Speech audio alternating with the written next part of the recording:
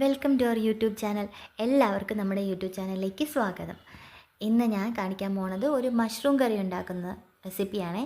അതിനായിട്ട് ഞാൻ മഷ്റൂം കഴുകി കട്ട് ചെയ്ത് വെച്ചിട്ടുണ്ട്. ഞാൻ ഇന്നലെ ലുലു മാളിൽ പോയിരുന്നപ്പോൾ മേടിച്ച മഷ്റൂമാണ്. അപ്പോൾ മഷ്റൂമിനകത്ത് ചെറിയ ഒരു ഇതുപോലൊരു എന്താ പറയണ്ട, ഒരു നൈസ് കിളികിള പോലെ ഇരിക്കുമല്ലോ, അതൊക്കെ ഉണ്ടായിരുന്നു. അപ്പോൾ ടാപ്പിലെ വെള്ളത്തിൽ നന്നായിട്ട് കഴുകി അത് വൃത്തിയാക്കി എടുത്ത് വെച്ചേക്കുവാണേ. പിന്നെ അതുപോലെ തന്നെ 2-3-4 സവാള കട്ട് ചെയ്തത്, ഇഞ്ചി വെളുത്തുള്ളി പേസ്റ്റ്, ഒരു ടൊമാറ്റോ കട്ട് ചെയ്തത്, കറിവേപ്പില, മല്ലിയില, ഇത്രയുണ്ട്. ആദ്യമായിട്ട് നമ്മൾ ചെയ്യുന്നതെന്ന് പറഞ്ഞാൽ ഞാൻ ഇവിടെ എടുത്തിരിക്കുന്നത് ഇൻഡസ് കുക്ക് വെയറിൽ നിന്ന് ഞാൻ ഓർഡർ ചെയ്തൊരു ചീനച്ചട്ടിയാണ്. സൂപ്പർ എന്ന് പറഞ്ഞു കഴിഞ്ഞാൽ എനിക്ക് ഇതിൽ കൂടുതലൊന്നും പറയാനില്ല, അടിപൊളിയാണ്. ഞാൻ ദാണ്ട് എണ്ണ ഒഴിച്ചിട്ട് 2 ഏലക്ക അതിനകത്തോട്ട് ഇട്ടിട്ടുണ്ട്. ഏലക്ക ഒന്ന് ചെറുതായിട്ട് ചൂടായി വരുമ്പോഴത്തേക്കും നമ്മൾ അരച്ച് വെച്ചിരിക്കുന്ന ഇഞ്ചി പേസ്റ്റ് കൂട്ടും കൂടെ അതിനകത്ത് ഇട്ട് കൊടുക്കുമ്പോൾ തന്നെ നമുക്ക് കാണാൻ പറ്റും. ചീനച്ചട്ടിയുടെ ക്വാളിറ്റി കൊണ്ടാണോ എന്ന് അറിഞ്ഞുകൂടാ. ഞാൻ പൊതുവെ പാൻ ഉപയോഗിച്ച് കുക്ക് ചെയ്തിരുന്ന ആളാണ്. അപ്പോൾ പെട്ടെന്ന് ഒരു ട്രഡീഷണൽ കുക്ക് വെയറിലോട്ട് വന്നപ്പോൾ ഞാൻ ഭയങ്കര ഹാപ്പി ആയിരുന്നു ഇന്ന്. അത് നന്നായിട്ട് വഴണ്ട് വന്നിട്ടുണ്ട്. ഇനി നമ്മൾ കട്ട് ചെയ്ത് വെച്ചിരിക്കുന്ന 5 സവാള, വലിയ ഉള്ളി, അതും കൂടി ഇട്ട് കൊടുത്ത് നന്നായിട്ട് വഴറ്റിയെടുക്കാം.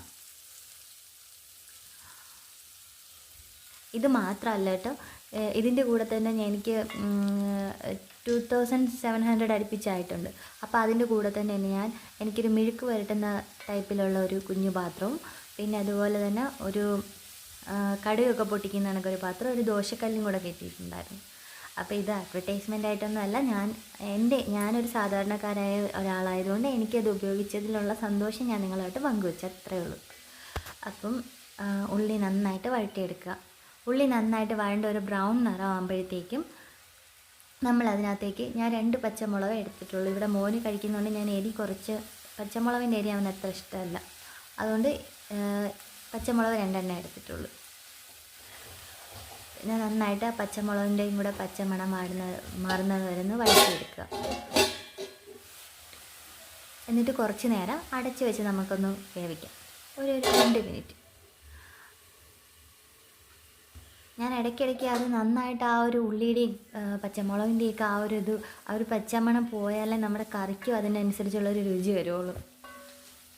അതിന് പറ്റിയ ഒരു പാത്രം തന്നെ എനിക്ക് കിട്ടുകയും ചെയ്തു കേട്ടോ. അപ്പം ഞാൻ നന്നായിട്ട് വഴറ്റിയെടുക്കുന്നുണ്ട്. കാരണം ആ ടേസ്റ്റ് കിട്ടണമെങ്കിൽ നമ്മൾ കുറച്ച് ടൈം എടുത്ത് തന്നെ ചെയ്യാം. ഇനി ഈ വഴണ്ട് വന്ന കൂട്ടിലോട്ട് ഞാൻ തക്കാളി ചേർക്കുവാണേ. ഒരിടത്തരം തക്കാളി കട്ട് ചെയ്ത് വെച്ചതും കൂടെ ചേർത്ത് കൊടുക്കുക. ഇനി അതും കൂടെ നന്നായിട്ട് മിക്സ് ചെയ്യണം.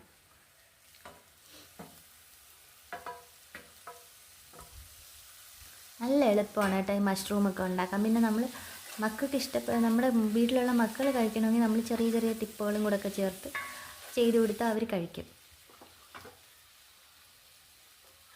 അങ്ങനെ തക്കാളിയൊക്കെ ഏകദേശം വഴണ്ട് വന്നിട്ടുണ്ട്. അപ്പോഴത്തേക്കും ഞാൻ ചെറുതായിട്ട് പാൻ ഒന്നും കൂടെ ഒന്ന് അടച്ച് വെച്ച് ഒരു 2 മിനിറ്റ് വേവിക്കുകയാണേ.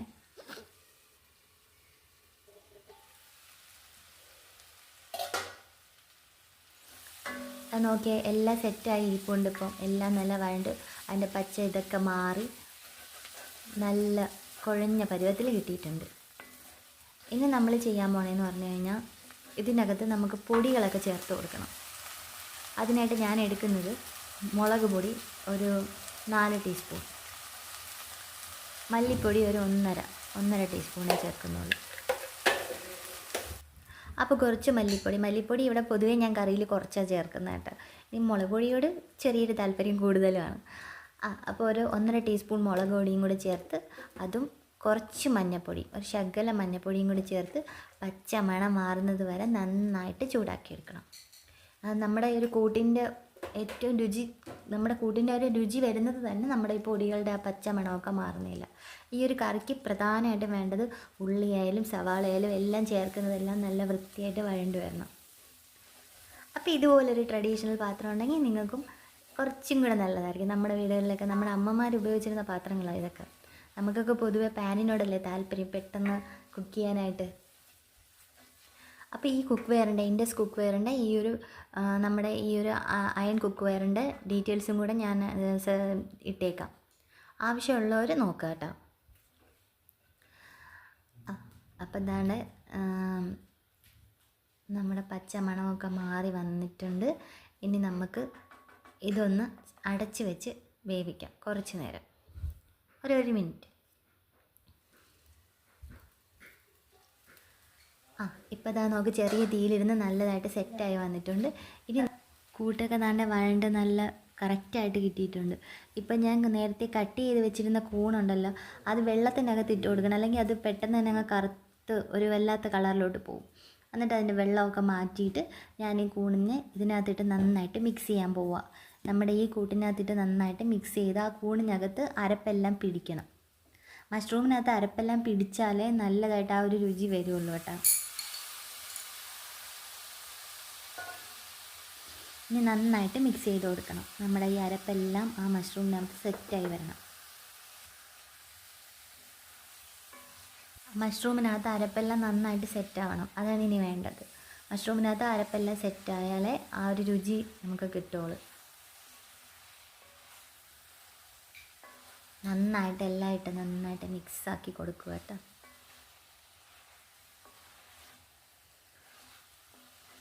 നന്നായിട്ട് വഴണ്ട് അതിനകത്ത് എല്ലാം ഇറങ്ങണം.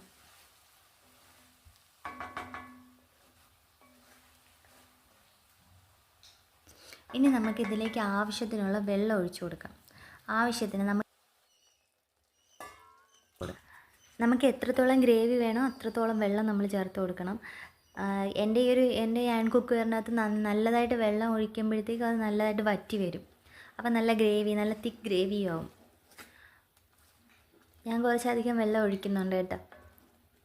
എന്നിട്ട് നമ്മുടെ മക്കൾക്ക് വേണ്ടിയിട്ടുള്ള സ്പെഷ്യലാണ് കേട്ടോ. ഇതിനകത്തൊരു രുചി വരാനായിട്ടാണ് കുറച്ച് ടൊമാറ്റോ സോസും കൂടെ ഞാൻ ചേർക്കുന്നുണ്ട്.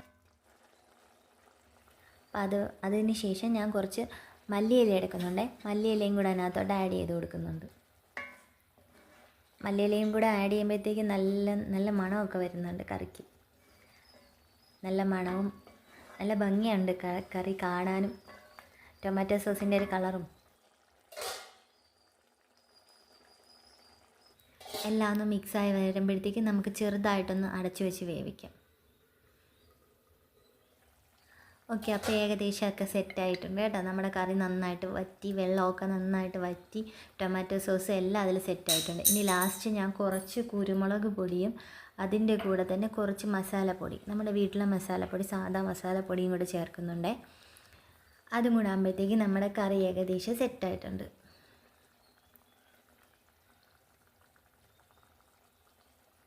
അതും മസാലയൊക്കെ ചേർത്ത് കറി നല്ലതായിട്ടൊന്ന് അതിനകത്ത് പിടിപ്പിച്ചെടുക്കുക. അതിനുശേഷം നല്ലതായിട്ട് ഒന്ന് അടച്ച് വെച്ച് കുറച്ച് നേരം, ഒരു മിനിറ്റ് ഇതൊക്കെ കുറച്ച് നേരം ഇരുന്ന് എല്ലാം ആ മഷ്റൂമിനകത്ത് ഇറങ്ങുന്നതിലാണ് ആ രുചി കേട്ടോ മഷ്റൂം കറിയുടെ. അല്ലാന്നുണ്ടെങ്കിൽ മഷ്റൂം കറി വെക്കുമ്പോൾ നമുക്ക് ഇഷ്ടപ്പെടത്തില്ല. അതുകൊണ്ടാണ് ഞാൻ കുറച്ച് നേരം ഇതിനെ കുറച്ച് സാവധാന സമയമെടുത്ത് തന്നെ വെക്കുന്നത്. ഓക്കെ, അപ്പം ഇനി നമുക്ക് തുറന്ന് നോക്കാം. അപ്പോഴത്തേക്കും നല്ല സെറ്റായി കറിയെല്ലാം നല്ല ഫിക്സായി വന്നിട്ടുണ്ട്. ഇനി നമുക്ക് സെർവ് ചെയ്യാം. ഞാൻ മഷ്റൂം കറിക്ക് കോമ്പിനേഷനായിട്ട് എടുക്കുന്നത് നമ്മുടെ ചപ്പാത്തിയാണ്. ചപ്പാത്തിയും മഷ്റൂം കറിയായിട്ട് സൂപ്പറായിരുന്നേ. അപ്പോൾ എല്ലാവരും ഒന്ന് ട്രൈ ചെയ്ത് നോക്കിയിട്ട് നിങ്ങളുടെ അഭിപ്രായം കമൻറ്റ് ബോക്സിൽ രേഖപ്പെടുത്തണം. ചാനലിനെ സപ്പോർട്ട് ചെയ്യണം, എന്നെ എൻ്റെ ഫാമിലി സപ്പോർട്ട് ചെയ്യണം. ഓക്കെ, അപ്പോൾ നല്ലൊരു വീഡിയോ ആയിട്ട് നമുക്ക് നാളെ കാണാം. ബായ്.